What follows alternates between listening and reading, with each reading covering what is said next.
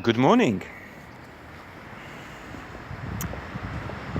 Let's speak about structure of the reality. If you go, let's say, in the woods, and if there is no light there, you're likely to be lost and stuck in the wood.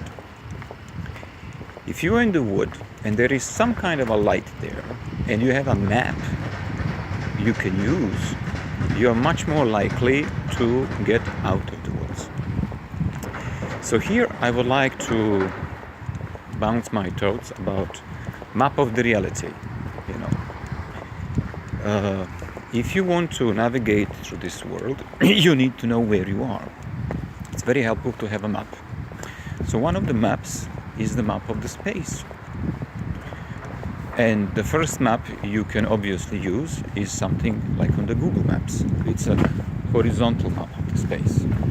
But the space also has a vertical dimension, has a depth. So you also need a map of the vertical dimension of the space. And you need a map of the time perspective when you want to navigate through that. So the horizontal map of the space is pretty obvious. You just use your Google and you see where you are. On the other hand, the vertical map of the space is not visible on the first sight. And I would like to put some lights on that topic. Well, reality is structured in a way that can be modeled. And here is the 7-layer model of the reality, which I found to be very useful when living everyday life. On the level 1, you have an external circumstances. And on the level 2, you have an action which came prior to external circumstances.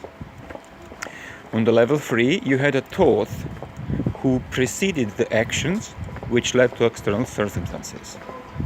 On the level 4, you have an emotion out of which the thought stemmed, which produced the action, which produced the external circumstances. On the level 5, you had a belief system out of what the emotion sprang, which harbored the thought, which harbored the actions, which harbored the external circumstances. And above the thought, it's your paradigm, the way how you look at the world, out of which the whole cascades trickle down. And above that is your awareness, your I am awareness, i.e. this is where you place your attention. So, long story short, we can layer the reality in the 7 levels. So the level 1 would be external circumstances. The level 2 would be the action or behavior. The level 3 will be the thought. The level 4 will be emotion. The level 5 would be thoughts. The level 6 would be the paradigm you use to look at the world with, like the lenses you have on your glasses. And on the level 7, you have your awareness. Now, how you can use this practically? If you are deeply aware of this process, you will notice that the only thing you are really in control of is where and how you're placing your awareness. You can place your awareness on itself. You can place your awareness on the paradigm you're watching the world with, and you can place your awareness on the belief systems which you're harboring in your mind. And this is all which is inner activity within your mind. Once this happens, this results in the emotions which you can feel in your body. And the word emotion is nothing more than energy in motion. Emotion, energy in motion. Once you engage energy in motions, energy moves, and then you have outer effects, which are the thoughts, which springs out of the emotions, the behaviors, which spring out of the thoughts, and the external circumstances, which are resulting in your life.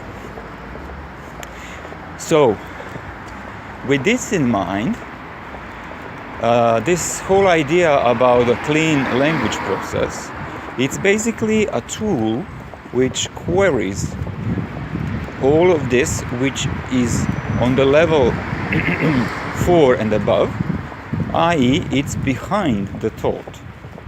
It queries your emotions, it queries your belief systems, it queries your paradigm you use to watch the world, and it queries where you place your awareness.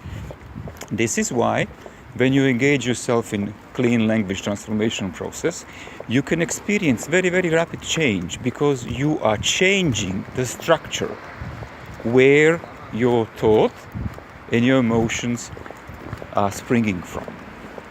For instance, majority of the people live in a paradigm that can be described in the words have, do, be. In other words, you have to do something, you have to have something to do something in order to become something. Have, do, be. And this paradigm usually ends up in a suffering, because, for instance, you want to be happy, and in order to be happy, you need to have money. And if you have money, then you will be happy. So you put yourself in the loop. And this loop is located physically in the region of the brain, on your left brain, and you're basically finding yourself being in a circle all the time. So be, do, have. It's an alternative paradigm where you simply are happy, you do things which happy people do, and then you have this, what happy people have. And this is an alternative paradigm. So the be, do, have paradigm puts you in a creative positions, while have, do, be paradigm puts you in a slave positions, and you suffer. So you can use your awareness to examine what paradigm you are operating with, and if you find that you're in the loop, you simply change it, and you're free. And this is the purpose of the clean language sessions, to change the way how you look at the things, to change the way, and to realize that you are creating your internal states, that these internal states are creating your beliefs. Out of your beliefs, you have your emotions. Out of the emotions, you have your thoughts. So the emotions are breeding grounds for the thoughts. Out of your thoughts spring the actions, and out of the actions, then the next step, the external circumstances in your life. So, some people call this law of attraction. Some people call this conscious living. Some people call this just being aware of who you are. But in a nutshell, it's just understanding of how the nature is structured, and you can use this consciously to your advantage, or you can simply forget this and live unconsciously until you are doing now. And if you do that, you will be stuck in the positions where you are until you change your paradigm, until you gain understanding, and until you start practicing the art of conscious living. And once you start practicing art of conscious living, then your circumstances in your life are rapidly changing. Okay? Have a beautiful day. See ya.